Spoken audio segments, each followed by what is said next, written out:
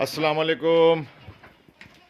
میں ہوں ناصر خان اور خان صاحب گوٹ فارم سے آپ سے مخاطب ہوں۔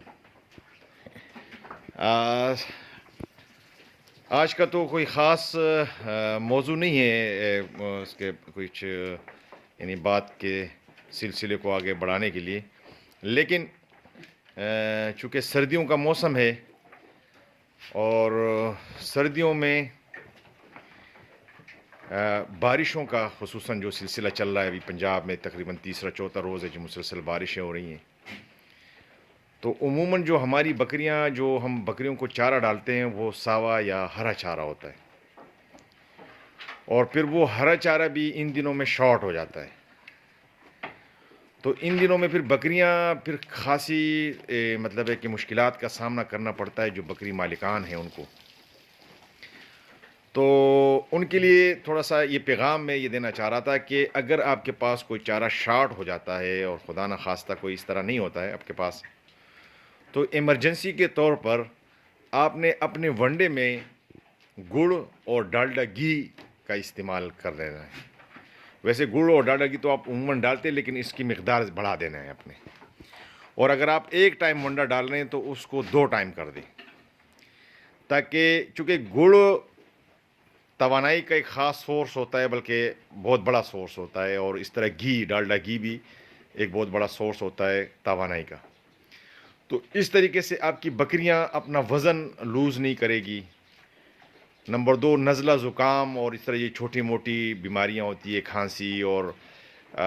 دودھ کی کمی، اور پھر بچوں کے جو مسئلے مسائل ہوتے ہیں، تو اس طریقے سے پھر آپ اس طریقے سے اپنے آپ کو بچا سکتے ہیں۔ تو آپ یہ کر لیا کریں کہ اگر آپ ونڈا ایک ٹائم ڈال رہے ہیں بالفرض، تو ان کو پھر آپ صبح اور شام 2 ٹائم کر دیں ونڈے کو، اور اس میں گڑ اور ڈالڈا گھی لازمی شامل کریں۔ اگر آپ شامل کر رہے ہیں تو اس کی مقدار بڑھا دیں۔ تو اس طریقے سے آپ اپنی بکریوں کو بچا پائیں گے ان 4-5 دنوں میں، چونکہ ابھی بھی بادل ہیں فضا میں اور ابر آلود ہے موسم، تو اس طریقے سے جو نا پھر کافی مشکلات ہوتی ہیں کہ چارہ پھر شارٹ ہو جاتا ہے اور پھر ہمیں چارہ ملتا نہیں ہے۔ تو آپ برائے مہربانی جب بھی اگر آپ کے پاس بکریاں ہیں، فرض کرو عموماً بکریاں گبن ہوتی ہیں اور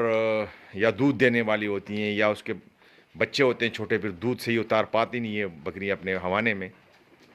کیونکہ خوراک ملے گی نہیں تو کیا مطلب ہے کہ وہ دودھ اتارے گی یا اپنے بچوں کو پال پائے گی پیٹ میں۔ تو اس کے لیے آپ یہ کریں کہ ان 2 چیزوں کا استعمال تھوڑا سا بڑھا دیں،